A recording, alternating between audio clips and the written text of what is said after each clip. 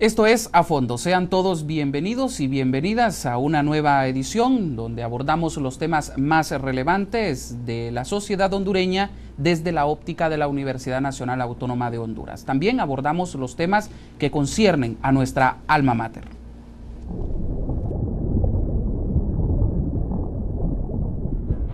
UTV presenta A Fondo.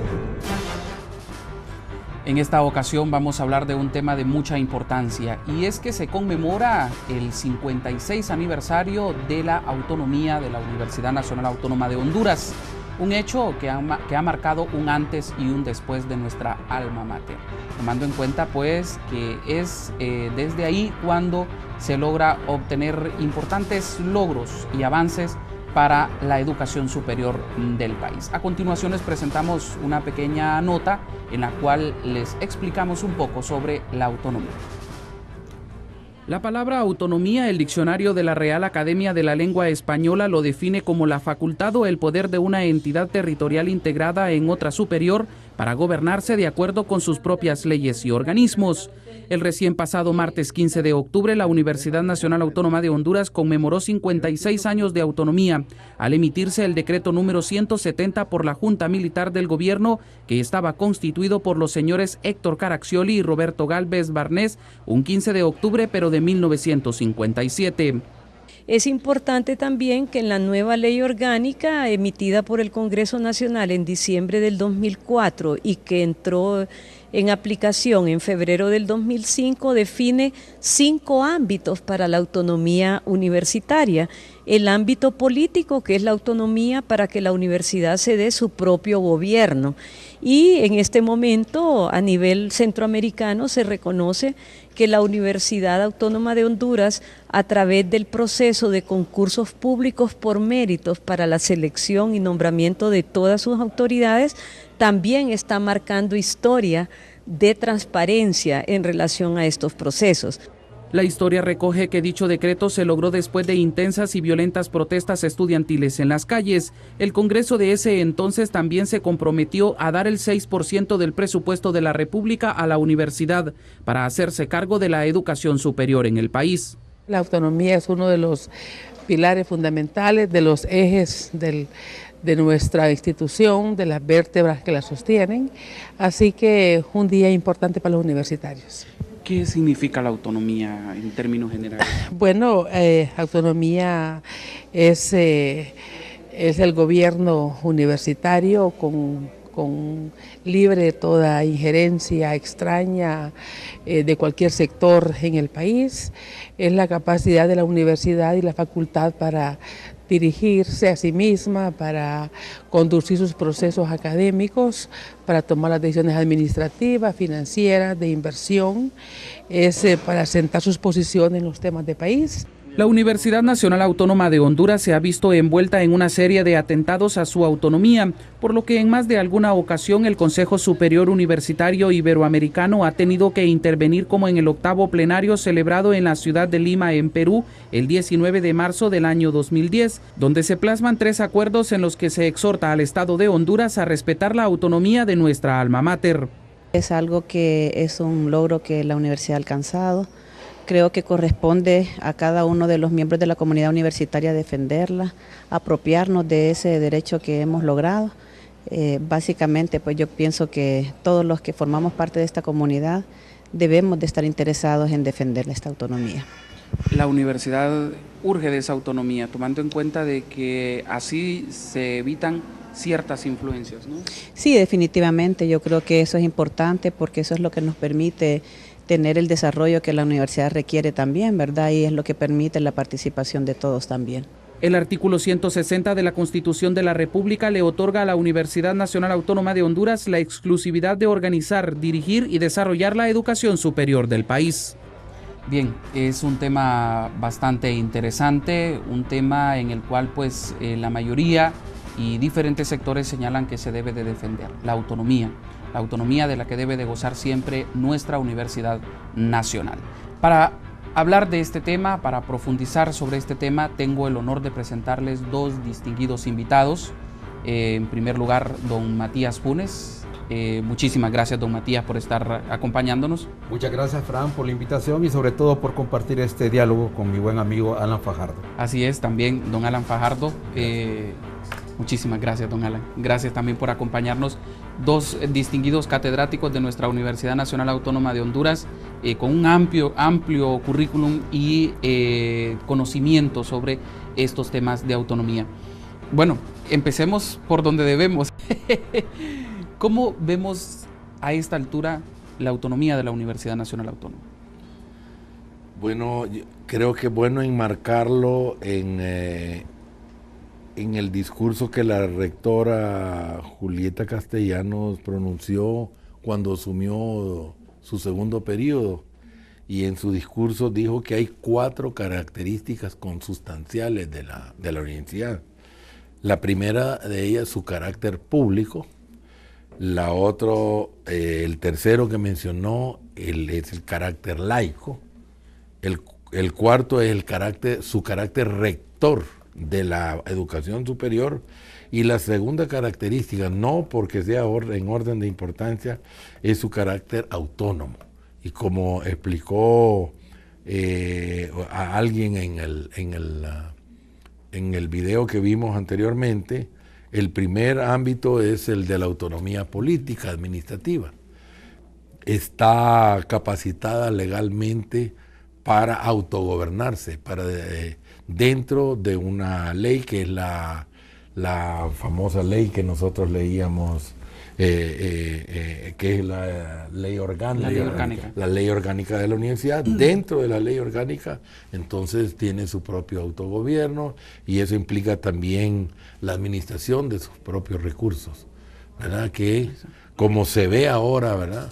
Que han habido diversos periodos de la universidad y en cierta época el movimiento estudiantil jugó un papel importante, incluso el estudiantado universitario hondureño se ganó el derecho a la paridad de gobierno estudiantil, que ya se perdió, porque como recordaba la rectora, se trata de una autonomía responsable y también ese autogobierno con tanta participación estudiantil que era paritaria, yo no conozco otras experiencias, no sé si tú conoces, tenía que haber sido responsable, pero cuando ya el movimiento estudiantil comenzó a usar ese poder de una manera que perdió legitimidad, entonces se perdió también eso, ¿verdad? Pero la autonomía es una de las 4 características consustanciales sin las cuales no puede existir una verdadera universidad. Don Matías. Creo que es interesante en este tema ver los orígenes de la autonomía universitaria. Cuando se produjo la guerra entre Estados Unidos y España, de la cual salió victoriosa Estados Unidos, eso le permitió a esta potencia emergente apoderarse de antiguas colonias de España, por ejemplo, de Cuba, Filipinas, Guam, y España pues exactamente quedó completamente derrotada. Entonces surgió un sentimiento en contra de la política norteamericana en América Latina. En 1900 un escritor uruguayo, José Enrique Rodó, publica su famoso ensayo Ariel, que será inspirador de muchos estudiantes, de muchos jóvenes en América Latina. Incluso el ensayo Ariel está dedicado a la juventud de América, así dice textualmente, a la juventud de América. Y Froilán Turzo le llamó a una revista Ariel, que en su fase final fue dirigida por el historiador hondureño Medardo Mejía, todo inspirado por este movimiento que surge en América del Sur. El nombre de Ariel viene de una obra de Shakespeare, La Tempestad, donde hay una lucha entre Ariel y Calibán. Ariel es el espíritu alado, el espíritu del bien, y Calibán el espíritu del mal. Entonces José Enrique Rodó compara a América Latina con el espíritu alado, es decir, es Ariel, y ve en Estados Unidos, en esa fuerza expansionista, a Calibán. Él dice: yo admiro el desarrollo industrial de los Estados Unidos, sus avances tecnológicos, pero estoy en contra de ese afán expansionista de las altas esferas norteamericanas. Este libro, Ariel, inspiró a la juventud de aquel tiempo. José Ingenieros, un autor argentino, es autor de obras como Las Fuerzas Morales, El Hombre Mediocre, donde también exalta virtudes que sobre todo él ve en los jóvenes. Los jóvenes son depositarios de grandes potencialidades. Puede decirse que estos autores suramericanos defendieron aquella tesis del juvenilismo, o sea, el creer mucho en la juventud, que no era tan nueva, porque recordemos el testamento de Morazán, la invocación que hace a la juventud centroamericana para seguir su ejemplo. José Cecilio del Valle era un juvenilista, pero con estos autores suramericanos el juvenilismo toma fuerza. Ellos veían en los estudiantes una fuerza de cambio, una fuerza renovadora, y todas esas tendencias se van a manifestar en el famoso movimiento de Córdoba en 1918, en la Universidad de Córdoba, el famoso Grito de Córdoba, que propugnan los estudiantes de Córdoba por la autonomía de la universidad, la libertad de cátedra. Si nosotros tenemos un catedrático que no es buen catedrático, que no es capaz, ¿por qué se nos debe dar la posibilidad de quitarlo? Decían los jóvenes. Era libertad para leer libros, libertad para debatir. Entonces surge esa tendencia autonomista precisamente en la Universidad de Córdoba. Inspira a una serie de universidades en América Latina, y en el caso de Honduras, esto se viene a concretar en 1957, como se decía en la nota introductoria, pero se viene arrastrando desde allá. Hay que decir también que el contexto hondureño de aquel tiempo era favorable para que surgiese la autonomía universitaria. No olvidemos que 3 años antes se había producido la gran huelga bananera de 1954, que es un parteaguas en la historia contemporánea de Honduras. Ese movimiento de los campeños en el 54 despertó al pueblo hondureño. A partir de ahí se organizan los primeros sindicatos de Honduras, el primero de los cuales fue el Citaterco. El movimiento magisterial toma fuerza, se revitaliza el movimiento estudiantil, y ese movimiento estudiantil se va a inspirar en todas estas luchas para lograr la autonomía en el 57. Las mujeres, el movimiento de mujeres. El sufragismo. Exactamente. Y debo decir algo. 1956, o sea, el año anterior al año de la conquista de la autonomía, fue un año muy importante desde el punto de vista de la lucha de los jóvenes y de los estudiantes.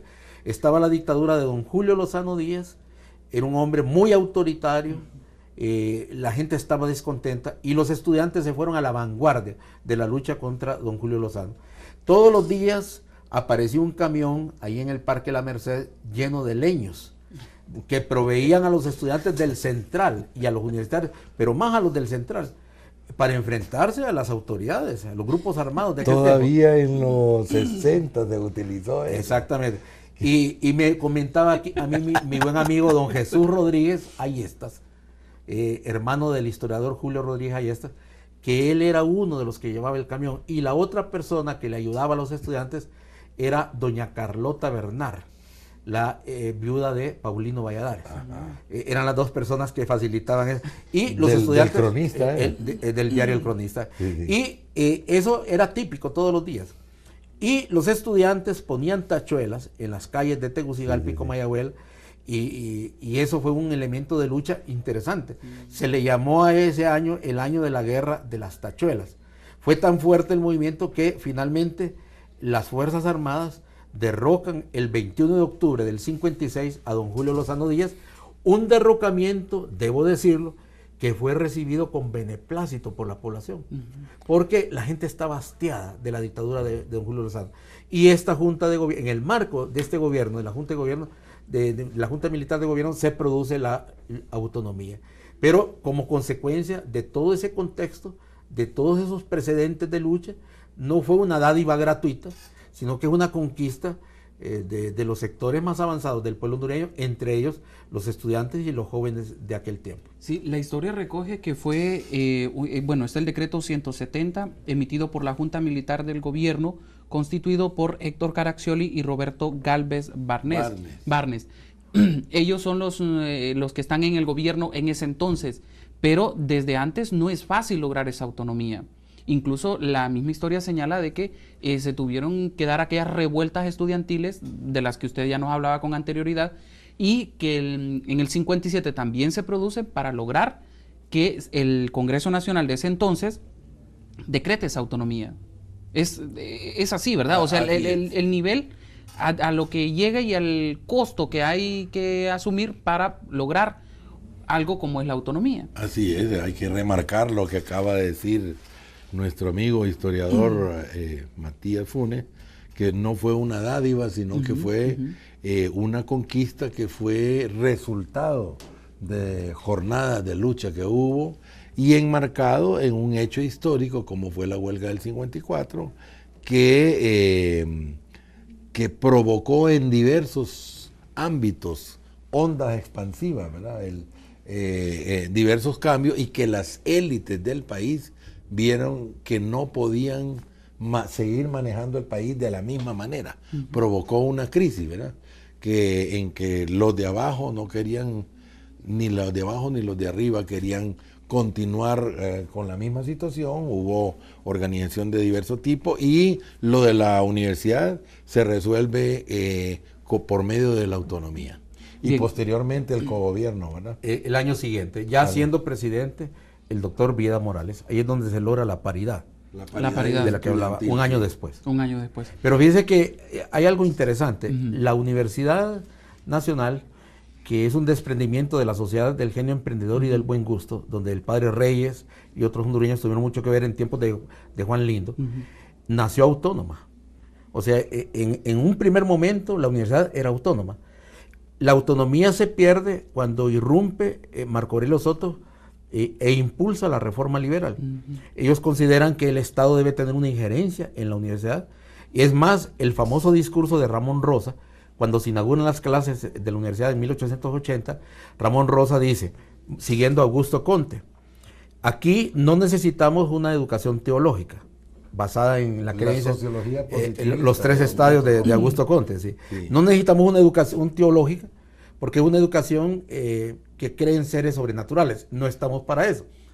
No necesitamos una educación metafísica, ese planteamiento de Conte, porque es una educación abstracta. Lo que necesitamos son cosas más concretas. Aquí en Honduras, decía Ramón Rosa, lo que necesitamos es una educación positiva. Ahí el positivismo. Laboratorios, ciencias experimentales, química. Incluso surgió un anuncio que yo lo vi en un periódico, me da mucha risa, en un recuadro dice, se busca inteligente, capaz de dar la clase de química en la universidad. mire la ausencia de cuadros profesionales, se busca inteligente, ¿verdad? Como providencial. Entonces ahí pierde la universidad su autonomía y recupera la autonomía que tenía en sus orígenes en el año de 1957, el 15 de octubre de 1957, después de estas luchas que brevemente hemos reseñado aquí con Alan. Sí, también el 14 de diciembre de 1845 se fundó el primer Centro de Estudios Superiores de Honduras, la Sociedad del Genio Emprendedor y del Buen Gusto, como ya lo señalaba don Matías, gracias a la iniciativa del presbítero José Trinidad Reyes, quien fungió como primer actor. A esta iniciativa se sumaron los estudiantes Máximo Soto, Alejandro Flores, Miguel Antonio Robelo, Januario Girón y Pedro Chirinos. Dicha sociedad era de carácter privado y recibió protección del gobierno del país desde el 10 de marzo de 1846 bajo el nombre de Academia Literaria de Tegucigalpa. ¿Podemos enmarcar ahí que empezó esa autonomía con ese carácter privado? Yo precisaría que siguiendo los conceptos que actualmente se usan, no sería una entidad privada, sino que no gubernamental, ¿verdad? Exactamente. Porque era algo autónomo del Estado, gestionado por una entidad de la sociedad civil, pero no tenía un propósito de lucro, ¿verdad? Por lo tanto, no era lo que ahora entendemos privado, ¿verdad? Tal vez en el momento se consideraba privado, pero no es en la acepción que se le da a la palabra privado actualmente, que es algo que hay que pagar y que su propósito es generar ganancia para los dueños, sino que era como el nombre lo decía, Sociedad del Genio Emprendedor y del Buen Gusto. Y además de élite. De élite. Sí. Además, los estudios eran muy limitados. Casi se fincaban en la abogacía, estudiar derecho, y en filosofía, pero con un marcado acento teológico. Tanto es así que cuando Ramón Rosa se convierte en un alto funcionario en el gobierno de su primo hermano, Marco Aurelio Soto, él dice, en Honduras no necesitamos filósofos, por lo menos en este momento. Vale más un telegrafista que un filósofo. Es decir, la visión positivista. Sí. Y lo dice un hombre que era estudioso de la filosofía. Sí. Pero él considera que es más urgente para Honduras preparar gente que sepa de bosques, que sepa de minas. Recuérdese el auge minero con la reforma liberal, y que sepa de cosas concretas que tienen que ver con el progreso material del país. Así es. Bien, este es momento de hacer una pequeña pausa, para retomar más adelantito este tema siempre de la autonomía, así que les invitamos a que continúen. Está bien interesante el tema.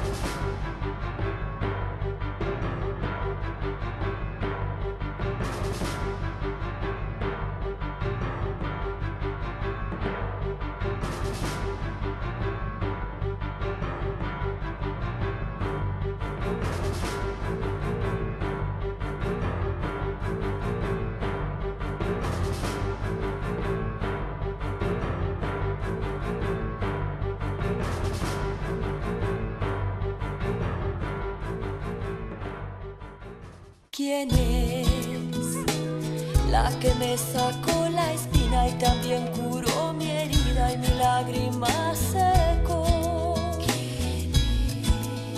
¿Quién es aquel que jugó conmigo y que siempre fue mi amigo y conmigo soñó? ¿Quiénes son los que ahuyentaron mis miedos, mostrando que el fantasma nunca existió?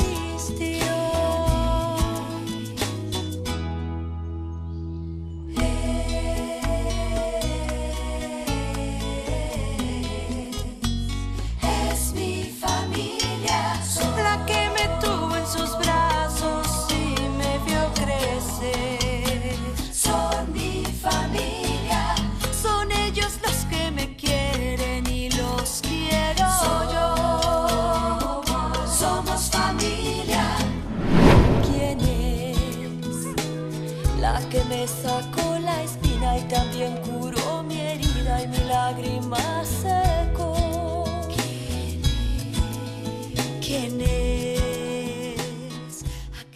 Continuamos con nuestros invitados hablando de este tema de la autonomía, de la cual pues después de 1957 la Universidad Nacional Autónoma de Honduras goza.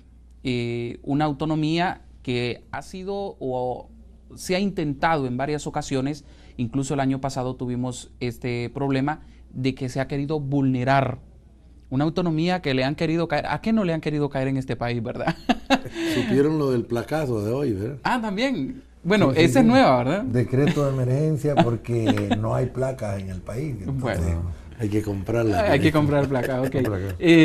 Entonces, el Consejo Universitario salió en defensa, digámoslo así, y a estar alerta a una posible intención de quitarles autonomía a la universidad. El artículo 160 de la Constitución de la República le otorga a la universidad esa autonomía y la hace responsable de manera exclusiva de la educación superior del país. Y es el 19 de enero del año 2011 cuando en una última sesión del Congreso Nacional se presentó de manera intempestiva el anteproyecto de reforma constitucional a los artículos 156, 159, 160 y 163 de la Constitución de la República, donde se le quita prácticamente esa responsabilidad a nuestra universidad. ¿Hasta dónde debemos de defender esa autonomía que se le dio a la universidad en 1957? Don Alan. Bueno, como decíamos al inicio, no es posible realmente en los tiempos modernos el ejercicio de las funciones de la universidad sin autonomía, ¿verdad? Si estuviera interviniendo, imagínense ustedes con la calidad de Estado que tenemos y de gobiernos que hemos tenido, que estuvieran llenando de activistas la universidad, poniendo no los mejores docentes, sino que el que es más apegado al partido de turno, sería algo desastroso para la producción de conocimiento, para cumplir las tres funciones, ¿verdad? De docencia, de investigación y de vinculación, universidad-sociedad, que antes llamábamos extensión universitaria, porque así se le llamó en la reforma de Córdoba. Exactamente. Entonces, y yo quiero asociar esto con un tema al que somos afines, porque ambos fuimos dirigentes estudiantiles en la universidad, ¿verdad? Que es el tema de la ciudadanía estudiantil, ¿verdad? Yo observo que comparado a cómo fue el estudiantado que conquistó la autonomía de la universidad, el estudiantado que conquistó la paridad estudiantil en el autogobierno de la universidad y el estudiantado que conquistó el 6%, que no fue inmediato, eso costó. Nosotros somos de la generación que luchó por el 6%. Perdimos la cuenta de cuántas manifestaciones hicimos, ¿verdad? Para exigiendo el 6% para que hubiera una real autonomía administrativa financiera, para que no nos estuvieran regateando el presupuesto, si hacen esto, si no hacen esto, les doy tanto, ¿verdad? Entonces, sino que constitucionalmente se fijó una partida global de 6% que la universidad decide cómo la invierte, ¿verdad? Entonces, pero eso fue acompañado de algo que yo insisto en que llamemos la ciudadanía estudiantil. Es decir, cómo el conglomerado de estudiantes, muchachos, muchachas y algunos no tan muchachos ni muchachas, que se ven a sí mismos, cobran conciencia de que son sujetos de deberes y derechos e influyen, tienen participación y ejercen una función junto con los otros miembros de la comunidad universitaria, trabajadores, autoridades, docentes, ¿verdad? Y de esa manera influyen en el gobierno de la universidad y llegamos a lo que la rectora ha llamado una autonomía responsable, ¿verdad? De tal manera que usamos la autonomía para los fines para los cuales fue creado y logramos consolidar en la universidad en lo que ya es la mejor entidad de educación superior en el país, ¿verdad? Y que se va viendo en todos los campos, ¿verdad? Lo que más se ve es lo de la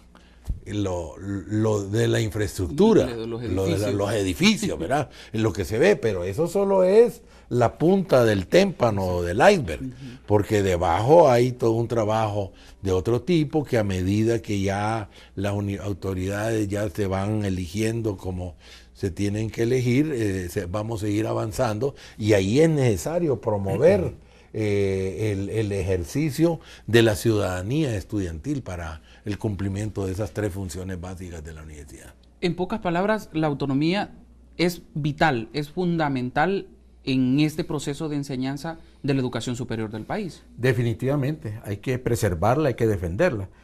Y ha habido momentos difíciles para la autonomía universitaria. Recordemos que la tradición de Honduras es la de ser un país autoritario. Aquí no hemos construido un sólido Estado de Derecho. La institucionalidad es sumamente débil y frágil. Se dice, y yo comparto ese criterio, que Honduras es un país con una gran cantidad de instituciones, pero con una débil institucionalidad, que son dos cosas distintas. Exacto. Entonces aquí, por ejemplo, los militares históricamente han tenido mucho poder. Fíjese que la excepción en cuanto a golpes de Estado fue la del golpe del 21 de octubre del 56. Yo le decía hace un rato que fue visto con beneplácito por la población, dado el contexto en que se produjo. Pero los golpes posteriores, de una u otra manera, vulneraron, en cierta forma, la autonomía de la universidad. Quizá el del 4 de noviembre de diciembre del 72 también fue otro. Sí, que vino el proceso reformista. Correcto.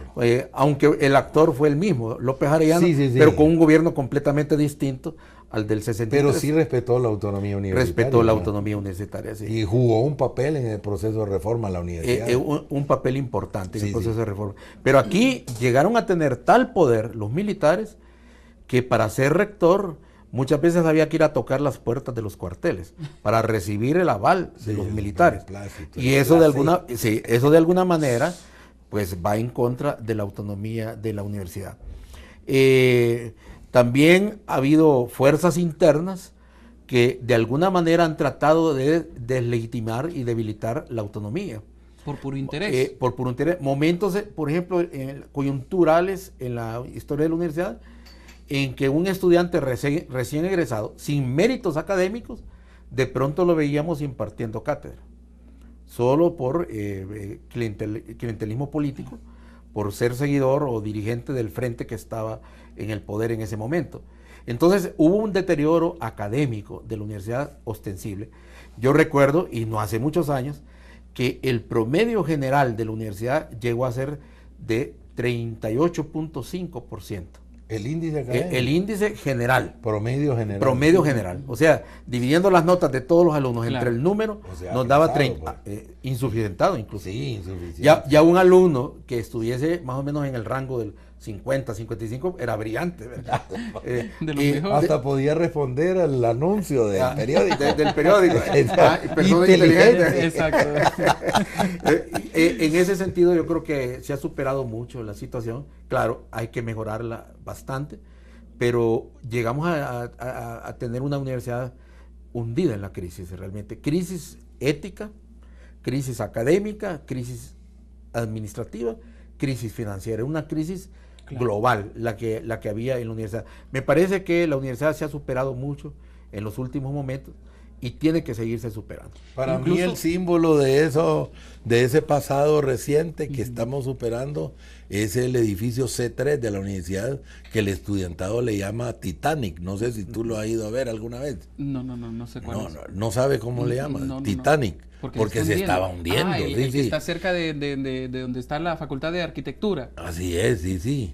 Sí, Yo lo veo como un símbolo de la universidad de la que estamos saliendo ahora. Exactamente. Con estos periodos de la rectora Castellanos. Sí, bueno, y como le señalaba en esta información que tenemos, el 19 de enero del 2011, hace 2 años, también se intentó vulnerar una vez más la autonomía de la universidad. Y es ahí donde vemos que tiene que salir el 19 de enero del 2011. Ajá, ahí se introdujo un decreto al Congreso Nacional para reformar el 156, el 159, el 160 y el 163 de la Constitución de la República, que básicamente es ahí donde está sustentada la base de la autonomía de nuestra universidad. ¿Qué nos deja a entender esto? ¿Cuál es el trasfondo de todo esto cuando, a esta altura en tiempos modernos donde debemos de decir la autonomía, ya ni debemos de hablar pues de estar vulnerando una autonomía de una universidad? ¿Qué nos deja a entender? ¿Qué denota todo esto? Yo pienso que debería de ser uno de los consensos nacionales, ¿verdad? De la comunidad universitaria en primer lugar, pero a nivel nacional debería de ser que la autonomía de la universidad no solo es un tesoro, no es solo propiedad de la comunidad de la Universidad Nacional Autónoma de Honduras, sino que es un tesoro nacional, ¿verdad? Y que esto debe ser defendido y hay que pedirle y exigirle a los políticos de todo tipo que no metan las manos en la autonomía, porque la universidad tiene que ser productora de ciencia. Hay una noticia al respecto muy buena, que quizá el científico vivo más laureado de Honduras, el doctor Salvador Moncada, va a venir por un contrato entre la Universidad de Manchester y la Universidad Autónoma de Honduras. Va a estar trabajando entre 1 y 2 meses al año con un equipo de la Facultad de Ciencias Médicas en promover la capacidad y desarrollar la capacidad de investigación en el campo de la salud, ¿verdad? Sí. Y así debe ser en todos los campos. Medicina y ciencias de la salud en gran medida va a la vanguardia en esto, pero todas las facultades debemos emularnos entre nosotros para producir ciencia, promover la Academia Nacional de Ciencias y que tenga sus distintos capítulos y producir conocimiento científico que esté vinculado a las necesidades de la sociedad, incluyendo, pero no exclusivamente, el mercado, ¿verdad? Para que Honduras, que algunos lo ven y lo dicen que es un país chiquito, dicen. Ustedes han escuchado, ¿verdad? Sí. Y Honduras no es un país pequeño. Geográficamente, en todo caso, es el más grande de los pequeños o el más pequeño de la... Si nosotros partimos una lista de todos los países del mundo en orden de tamaño geográfico, Honduras está exactamente en medio. Digamos que son 200, es el 99.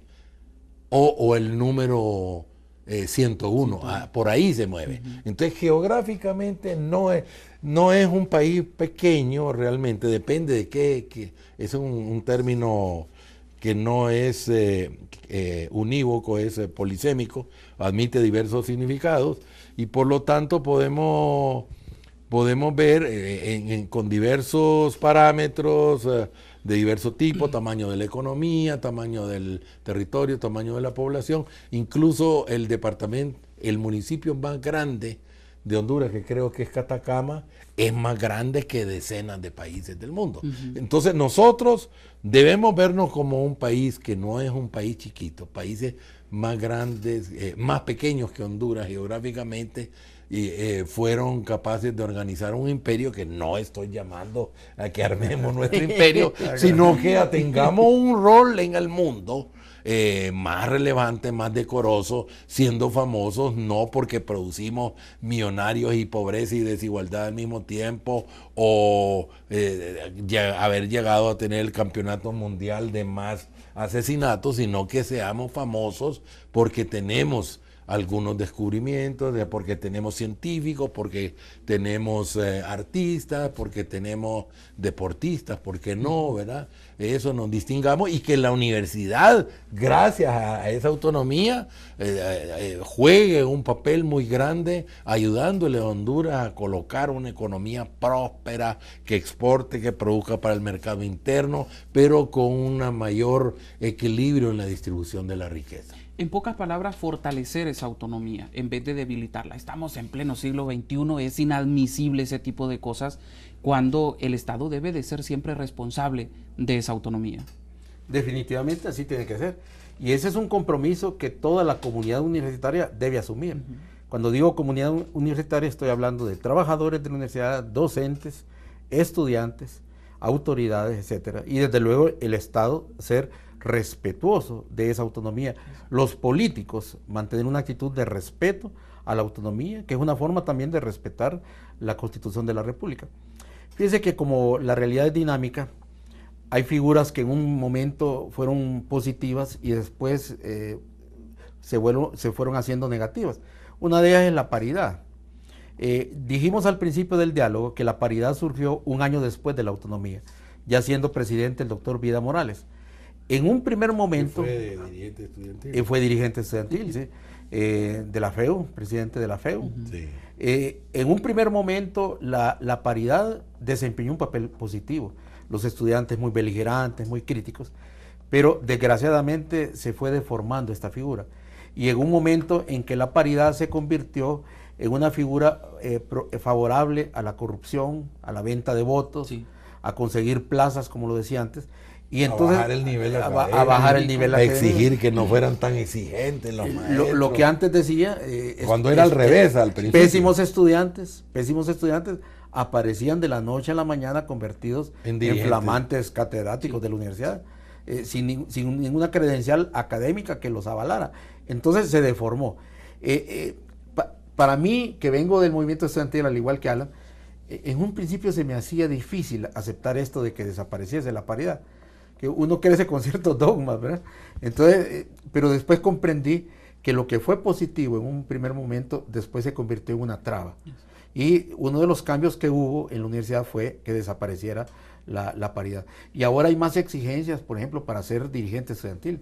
Una persona que ande bajo el 80% no puede tener un puesto directivo en la universidad. Antes, y debo decirlo así muy claramente, hubo estudiantes de todos los signos ideológicos que convirtieron el movimiento estudiantil en un modus vivendi. Exacto. Estudiantes que eternizaban en la universidad.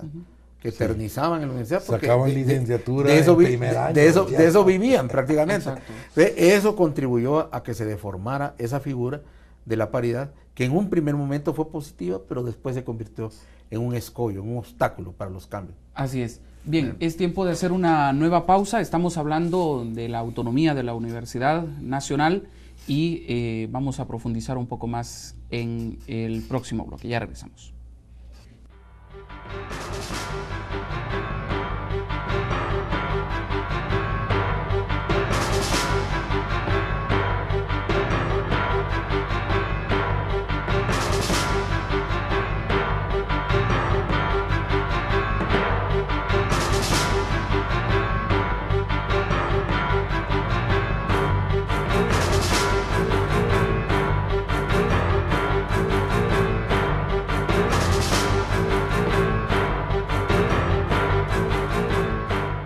Del amor yo soy lo que queda en ti, lo que no se fue, lo que nacerá. Dame un nombre a mí que yo quiero ser. Del amor la voz que tú escucharás cuando llore al fin para respirar. Sin un nombre no soy nada.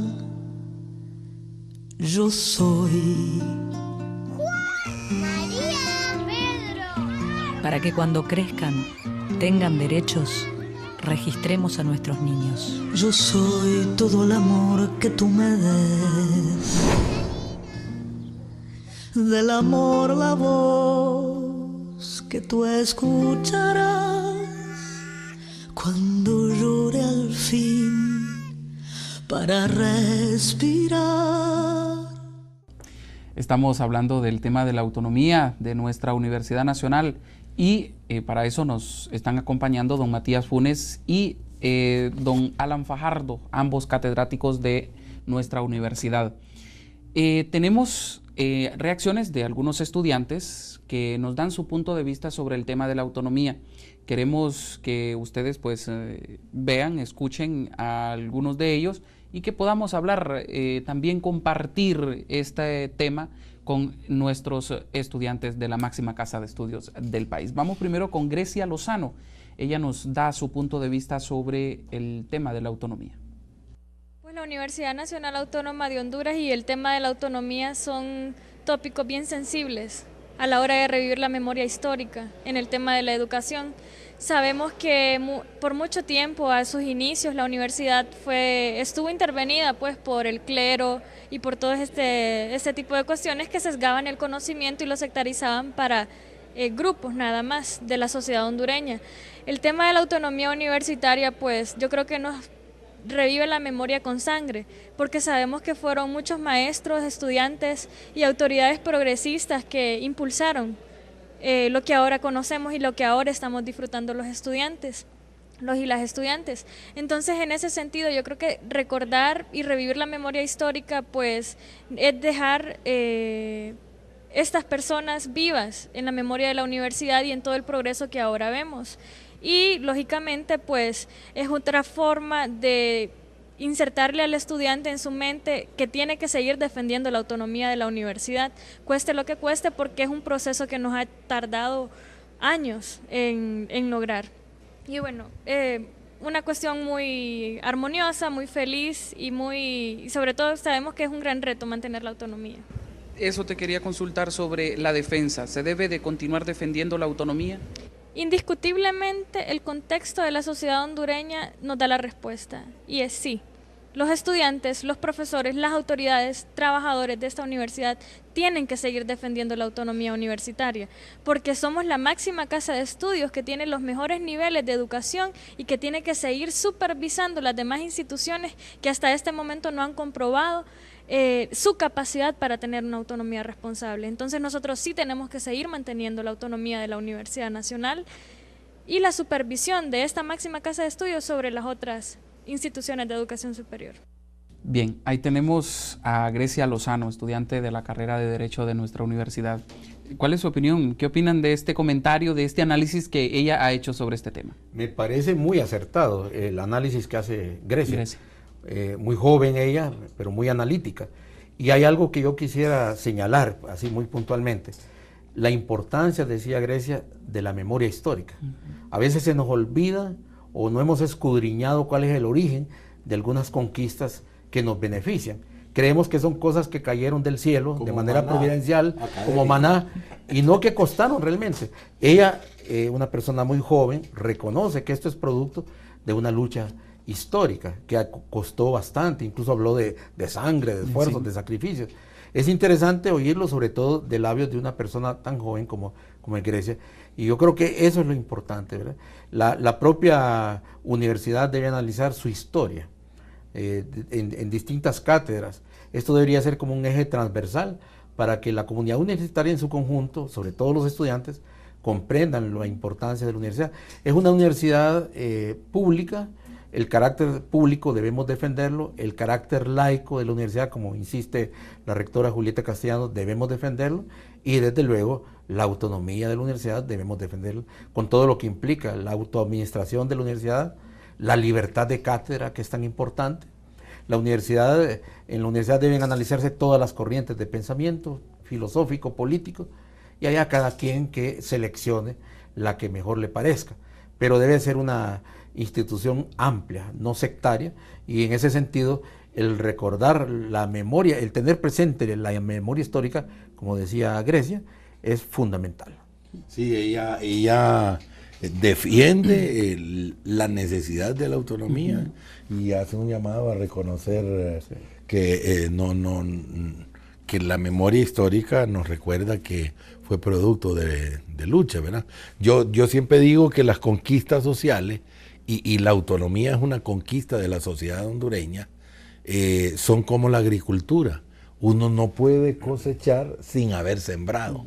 Entonces, si nosotros queremos una universidad cada vez mejor, debemos sembrar ciudadanía estudiantil, diálogo y participación de todas las partes de la comunidad universitaria para que entre todos y todas le aportemos a la universidad para que sea la universidad que deseamos y que necesita la sociedad hondureña actual y la de nuestros hijos y nuestros nietos. Y yo creo que el estudiante debe de involucrarse en esto, ¿no? Y estar pendiente de la autonomía, porque no solamente es el lugar donde uno va a recibir clases, sino también es de donde se desprende el conocimiento y el futuro de cada uno de nosotros. Claro. A mayor nivel, a mayor grado de autonomía, a mayor capacidad de enseñanza, mayor futuro nos puede esperar a todos. Claro, incluso el concepto de recibir clases, yo soy bien crítico del lenguaje, debiéramos de cambiarlo. Exacto. Porque yo les digo el primer día de clases a mis estudiantes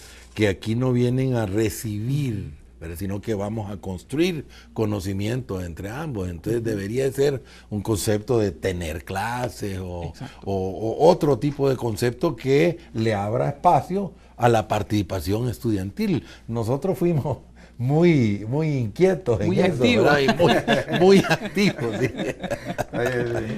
Sí. Yo creo que el hablar de defender la autonomía, estamos hablando de obtener un mayor conocimiento, de obtener mayores resultados a ese proceso de enseñanza superior.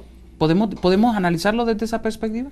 Sí, desde luego. Se dice insistentemente que vivimos la era del conocimiento. Se habla de una revolución del conocimiento. Entonces, es lamentable que... Pero en Honduras no se han dado cuenta. A eso vamos. Es lamentable que el 95% más o menos de los conocimientos mundiales esté concentrado en manos de los 7 países más desarrollados del planeta. Los países llamados subdesarrollados apenas patentan un 1%. En cuanto a investigación, o sea, hay un déficit, por ejemplo, en materia de investigación. De los conocimientos patentados. Patentados, sí, el 1% pertenece al mundo subdesarrollado, lo cual me parece a mí una cifra alarmante. El doctor Salvador Moncada, que Alan mencionaba hace un momento, ha insistido mucho, cada vez que viene a Honduras, la importancia que debe tener, que tiene la investigación, y cómo nosotros tenemos un rezago en materia de investigación. La universidad indudablemente tiene que aportar mucho en el área de la investigación, y me alegra mucho lo que decía Alan, que el doctor Moncada, que es una figura de prestigio a nivel mundial, vaya a tener presencia varios meses cada año aquí en Honduras, y nos va a ayudar mucho en ese sentido. Pero sí hay un déficit en esa materia. Así es. Yo creo que sería interesante que hicieras un programa con otro hondureño que es poco mencionado, que es ingeniero, creo. No sé si civil o mecánico o qué, que hizo un invento, desarrolló un invento que se le llama popularmente, los fontaneros del SANA le llaman válvula lechuza, que actualmente tiene aplicaciones en aeronáutica, en medicina, en cirugía, que es una válvula que separa gases de líquidos, y que él la desarrolló para que su mamá, según la historia, no sé si sea leyenda urbana o qué, para que su mamá no pagara como agua el aire que se acumulaba en la cañería, y que cuando había un corte de agua, cuando venía después el agua, a los 2 o 3 días, o cuando el SANA decidiera ponerle agua, entonces ese aire era empujado por el agua que venía detrás, pasaba por el contador, como pasa ahora a la gente, y el contador lo registra como agua, ¿verdad? Entonces él desarrolló esa válvula, la patentó, y en poco tiempo después la NASA compró el invento. Así es. Tenemos más, Cintia Arteaga es estudiante de matemáticas de nuestra universidad y también nos da su punto de vista sobre el tema de la autonomía.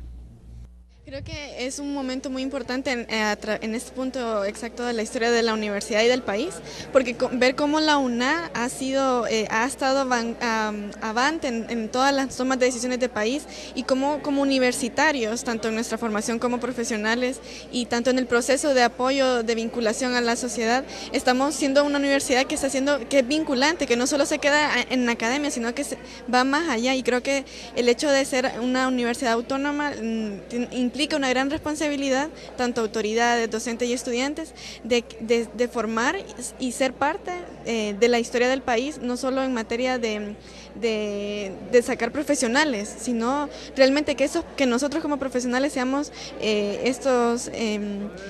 personas que sean parte de la historia, que hagan cambio en el país, y sobre todo que de una manera innovadora sean partícipes. Y creo que es muy importante recordar que la autonomía no solo implica el hecho de ser tomadores de decisiones propios, sino también una responsabilidad que tenemos como universidad, como academia, de ser parte de los cambios y transformación de nuestro país. ¿Se debe de defender esa autonomía? Claro que sí, y no solo defenderla con palabras, no, sino con hechos. Y creo que la Universidad Autónoma lo ha demostrado, tanto en el proceso de reforma, tanto en la dinámica, y la participación estudiantil es un componente muy importante en esa, no solo es una lucha de decir somos autónomos, sino realmente ser parte de esos cambios que demuestren a la sociedad y al país que la autonomía no solo es un nombre, sino también implica hechos, resultados, innovación, investigación y vinculación con la sociedad hondureña. La otra respuesta, otro análisis realizado por una de las estudiantes de la universidad. Bueno, Cintia señala otra arista importante, y es la vinculación de la universidad con la sociedad, lo que tradicionalmente se llamaba extensión. Sí. Ahora se habla más de vinculación. Yo recuerdo el primer encuentro de la comunidad universitaria celebrado en 1974. Se hizo mucho énfasis en las 3 funciones clásicas de la universidad: según la reforma, investigación, docencia y extensión, pero en función de la transformación de la sociedad. O sea, la universidad no puede quedarse de brazos cruzados frente a la realidad del país. Cualquiera diría equivocadamente que siendo autónoma la universidad es una torre de marfil. No, la universidad se debe al pueblo. Quien sostiene a la universidad con sus impuestos es el pueblo, con ese 6% constitucionalmente asignado. Entonces la universidad tiene que resarcirle al pueblo ese esfuerzo que el pueblo hace para mantener viva a la universidad. Entonces Cintia muy correctamente señala que la universidad debe vincularse con la sociedad, pero en aras de la transformación de esa sociedad. No podemos aceptar un statu quo que margina a la inmensa mayoría de los hondureños y que los mantiene en niveles de pobreza e incluso de miseria.